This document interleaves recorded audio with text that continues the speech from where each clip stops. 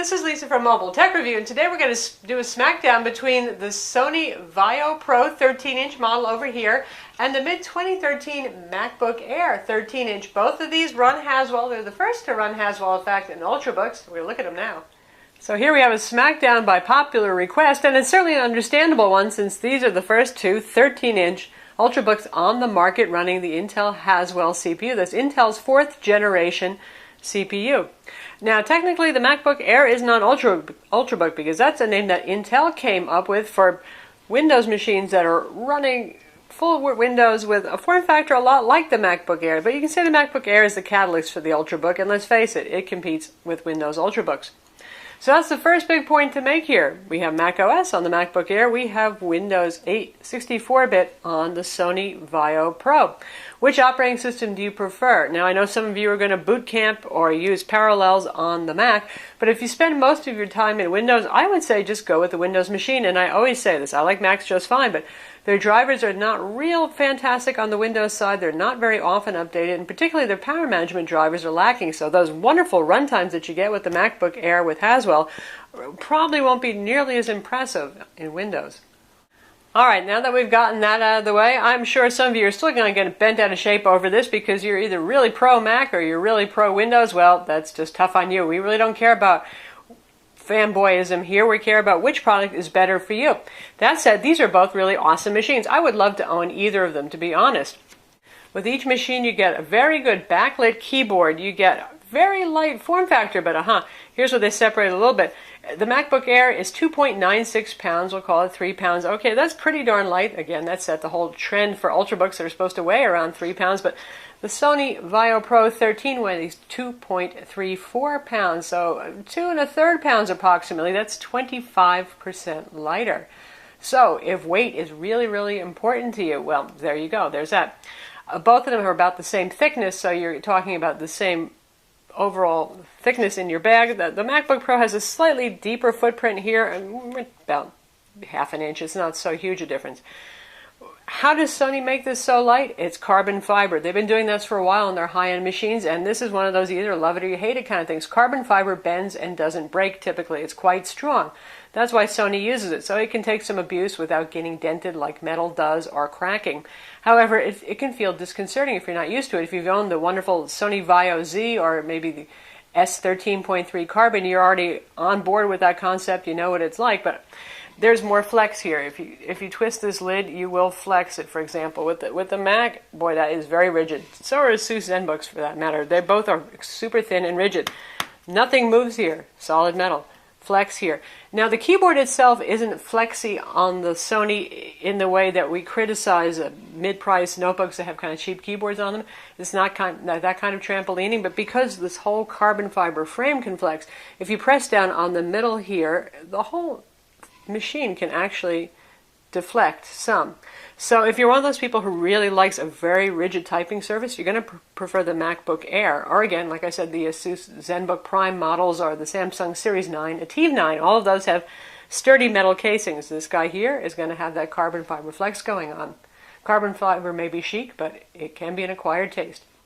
In terms of pricing, the MacBook Air actually starts out a little bit cheaper. So those of you who say Macs are overpriced, haha, take that. Of course, Sony's not known for making inexpensive machines either, but they have done a pretty good job of dropping their prices over the years to be much more competitive with other Windows PC brands.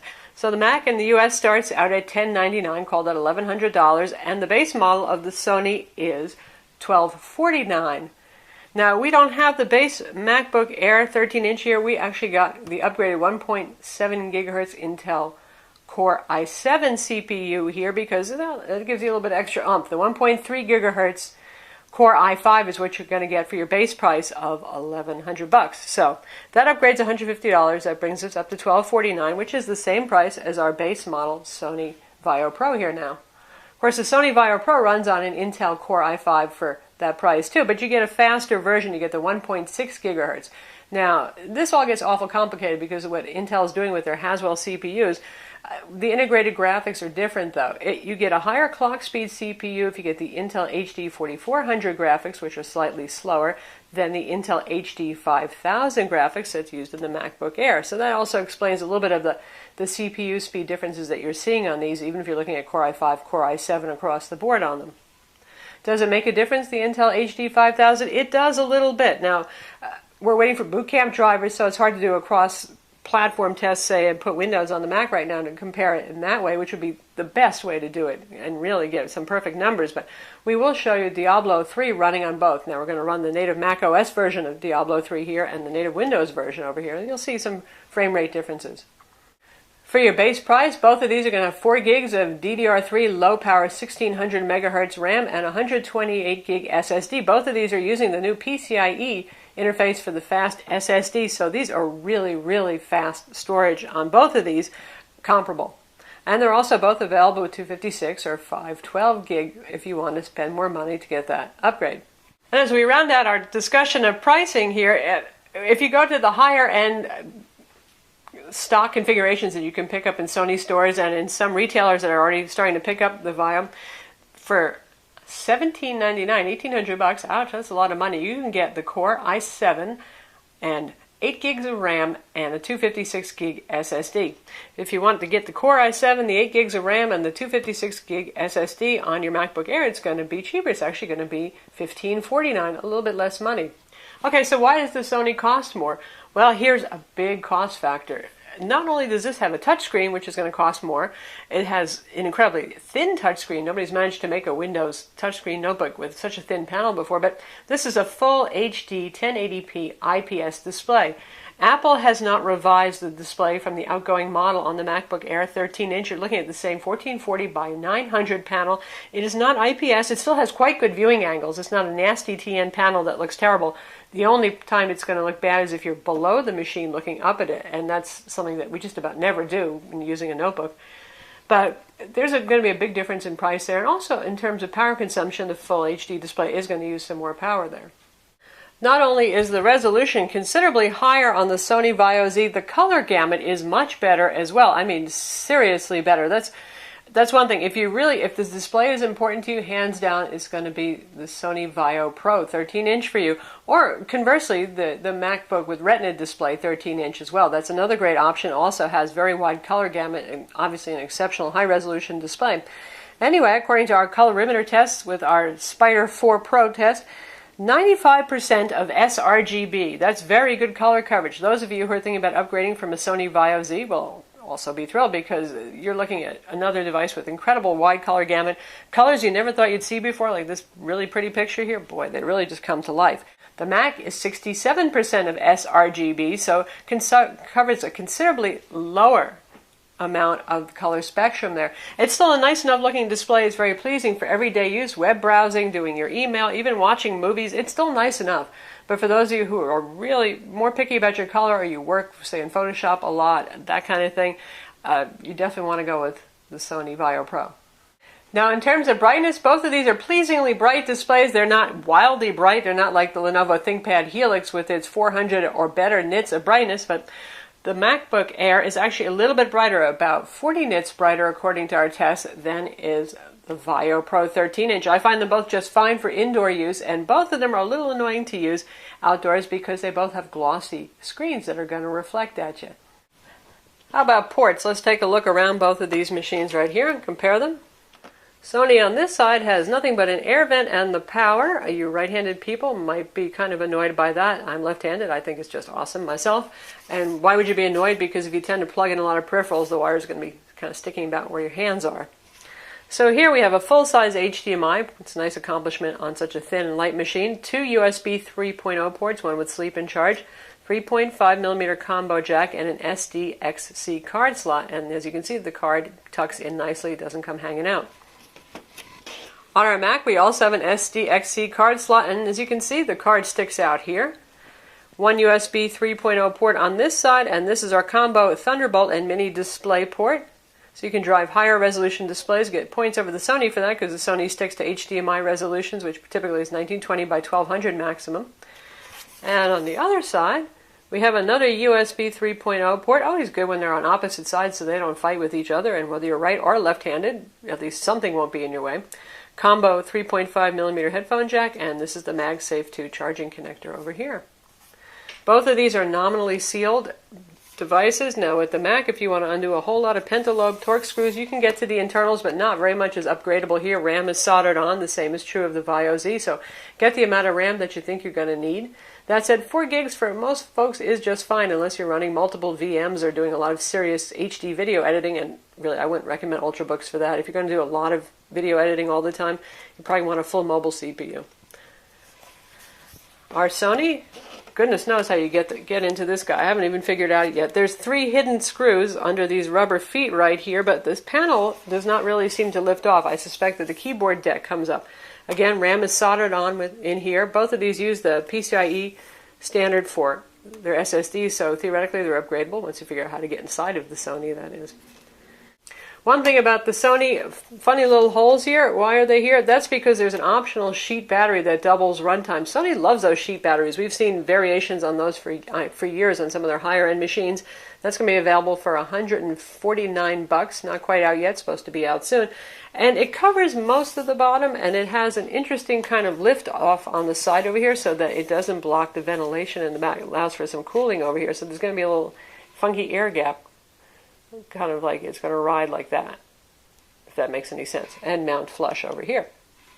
Now the MacBook Air, it says, I don't need no stinking secondary battery, because as you're probably already aware from our video review of the MacBook Air 2013 model, battery life is phenomenal on this guy. If you're using some moderate power management, setting your brightness at about 50%, and doing productivity work, you know, MS Office, your email, social networking, that kind of thing, some web browsing, you can get up to 12 hours out of this, even with the Core i7 model. Wow. Now, if you got the brightness up to 100% or 80%, because it's not a super duper bright display, because you're watching some streaming video, which is also going to eat your battery, then you can bring it down to 8 hours, 10 hours, 6 hours, depends on where your brightness and what kind of video content you're streaming and having to decode here.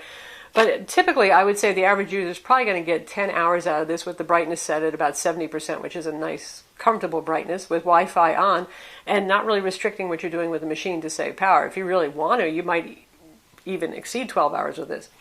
Our Sony over here, the point of the Sony is to be, well, the world's lightest Ultrabook, and at 2.34 pounds, there's not that much room for a battery. You're looking at over 7,000 milliamps of power in this MacBook Air versus under 5,000. It's like 4770 or 4760 on the Sony milliamps of power. So you're not going to get as much runtime out of this. That's why Sony offers the sheet battery option. They give you the choice of, do you really want to travel super light and thin, or do you want the stamina going on there? So the Sony, so far, on average, with moderate settings, not trying to really eke out everything out of it, running on the normal power plan, the balanced power plan, with brightness set at 65% or so, I've been averaging about 6 hours doing productivity work. Streaming video, I have gotten almost 6 hours as well, again, with brightness set at around 50% in that case, and obviously Wi-Fi on, because I am streaming video. So, for those of you who need all day and then some runtime, you're going to get it out of the MacBook Air for sure. With the Sony VAIO Pro, you're going to need the sheet battery if you need to go beyond 6 hours much.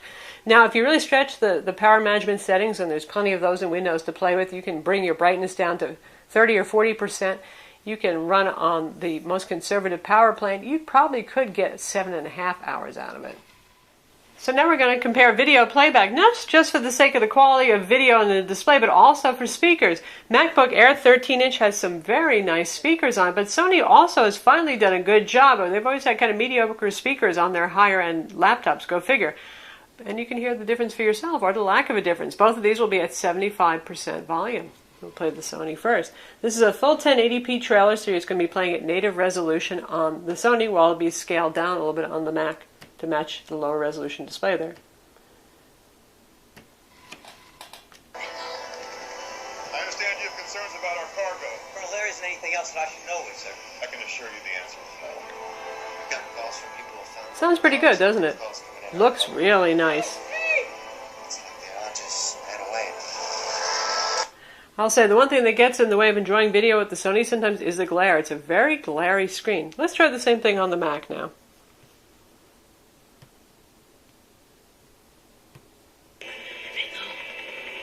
understand you have concerns about our cargo. Colonel, there isn't anything else that I should know, is there? I can assure you the answer is no. I'd say the sound is just about the same on these. Found local dogs. And the Mac does a nice job looking nice on the screen. The colors are very pleasing. Ran away.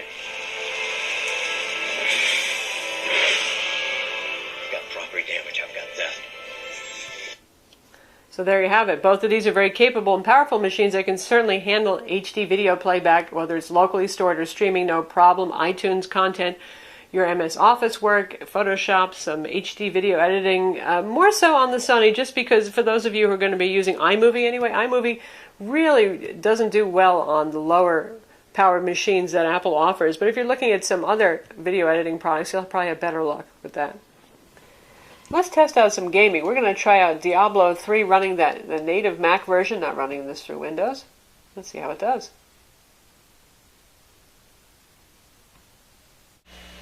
We will go with lower texture quality. Lower shadow quality. We'll go to low. And now, look at that. So we have everything on pretty much lower settings. It's not so pretty anymore. But we're 40 frames per second, so much more playable and fluid looking.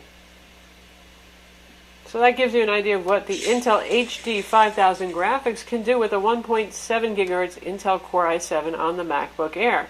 Really, this isn't a machine that you're going to buy to be a serious gaming machine anyway, but it's nice to see that I can manage to do some of this. So that's Diablo 3 on the Haswell MacBook Air 13-inch.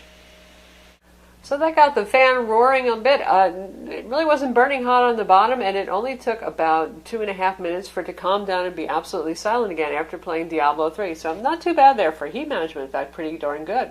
MacBook Air 13-inch running Haswell on the i7 with Intel HD 5000 graphics, and our Sony VAIO Pro 13-inch with the Core i5 running at 1.6 gigahertz and HD 4400 graphics. Now, things to keep in mind here, we're going cross-platform because we're playing Diablo 3 on the native platforms. That is, we're playing the Mac version of Diablo 3 on the Mac, we're playing the Windows version here. So there's a lot of other variables. We're looking at Core i5 versus Core i7 here, even though the clock speeds are pretty slow. They're only 100 megahertz away from each other. And the more important difference is the Intel HD 5000 graphics versus Intel HD 4400 graphics, which will gain you about up to maybe 4 or 5 frames per second, probably if you're running the exact same game and all other hardware variables are the same. Alright, now we've seen how the MacBook Air does. It actually does pretty well as long as we drop down the resolution and the effects. Actually better than you might expect. And I would say the game is actually pretty well optimized to run on Mac OS X in general. So we're going to check out the game here, and we are not going to be running it at native resolution because that is too much. We've already actually experimented with that, so I can tell you we're going to drop down the resolution to be something more comparable to what we had on the MacBook Air. Show you what our settings are.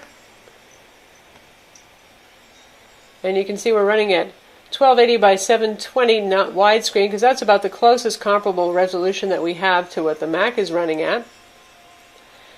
Texture quality low, shader low, physics low, cluster density low, anti-aliasing turned off. Alright, now here we are, and you can see our frames in the bottom right corner here, 33, 34 at the moment. It'll drop a little bit lower.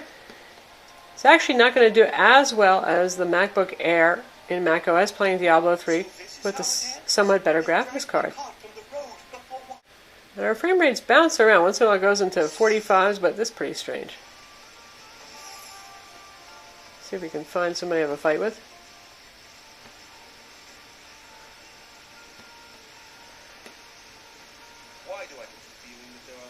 Overall, it's playable at low settings. If we manage to stay around 30, that's considered playable and passable. It's not as much fun to have all the effects turned off, which is something that's true of both of these machines.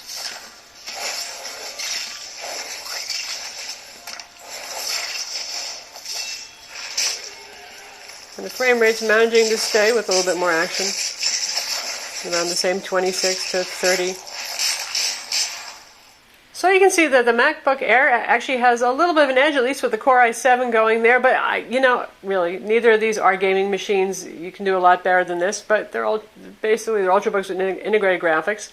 And you can hear the fans going on the Sony now just like it was on the MacBook Air. So with either of these, if you're going to tax it with a very demanding 3D game, you're going to hear the fan. Otherwise, not so much. Both of these are generally pretty quiet.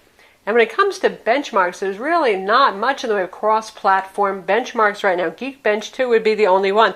And we don't have identically configured machines here. Both of these do have 4 gigs of RAM. Sony has the i5 1.6 gigahertz, and that scored 7,666 on Geekbench 2, while our Mac with the Core i7 1.7 gigahertz scored 8,297, so a bit higher, but it is also the higher level CPU. Probably you're looking at pretty close if you go with i5 to i5 and i7 to i7 on these, with a little bit of bonus for the graphics. It's the Intel HD 5000 graphics that's on the Mac, which again is going to get you maybe 3-5 more frames in games also. So how do these guys stack up, pun intended? Well, you get the idea now. Sony, for those of you who want to travel as light as possible. The Sony, for those of you who primarily want to run Windows. The Mac, for those who want a really robust aluminum construction, still pretty light at 3 pounds. You mostly want to run Mac OS. Definite good choice there. That is unless you want something like the Retina 13-inch or something that's a little bit bigger, a little heavier, has some more features. That's up to you. That's a whole nother Smackdown, isn't it? When it comes to display quality, the Sony wins absolutely hands down. IPS Full HD display, very, very wide color gamut, much better. That said, as you saw on the MacBook Air, it's still a very pleasing display. The viewing angles are still very good, and the colors are certainly enjoyable enough for watching movies. When it comes to keyboard and trackpad, I would give the edge certainly to the MacBook Air. I like the keyboard on the VAIO pretty well, but the lack of deck flex on the MacBook Air just makes for a really nice feel, and it's hard to beat that trackpad, at least while you're running Mac OS X. When it comes to battery life, the MacBook Air, again, is going to win. Hands down, it's going to run for more hours than the Sony VAIO just naked. Now, if you get the extended battery for the VAIO, then the VAIO will actually outrun the Mac by about 2 hours or so, but you got to spend some more money there, and you got to have something clipped on that will make the VAIO Pro 13-inch weigh just as much as the MacBook Air 13-inch, which is an interesting thing. So you get the point right there. If you bring them both up to 3 pounds, then you're looking at, well, a different battery life story. But as they are, Mac's going to win. Pricing on these is roughly comparable. Obviously, the Mac is actually a little bit less expensive, but the gotcha there is that you're going to start with that 1.3 gigahertz Core i5. And I know a lot of you just feel like 1.3 gigahertz sounds awful low, a little scary low there, and I can't blame you for that. Even though it performs pretty well on benchmarks, the i5 version, that is, I personally would get the i7, which brings it up to being the same price as the Sony. If you buy the pre-configured models that both companies offer that gets you an i7 CPU, a 256 gig SSD, and 8 gigs of RAM, then the Sony is actually going to be more expensive again. So it really depends on how you bundle those options on, or if you go with something that's pre-configured. So that concludes our Smackdown between the Sony VAIO Pro 13 and the MacBook Air 13-inch, both running with Haswell CPUs. And you can see, it's a pretty close race, and the most important thing is really going to be what operating system do you intend to run the most. How important is the display to you? How important is having a metal chassis to you? A couple of other points like that. I think you get the idea. I'm Lisa from Mobile Tech Review. Be sure to visit our website to read the full reviews of these products, and don't forget to subscribe to our YouTube channel.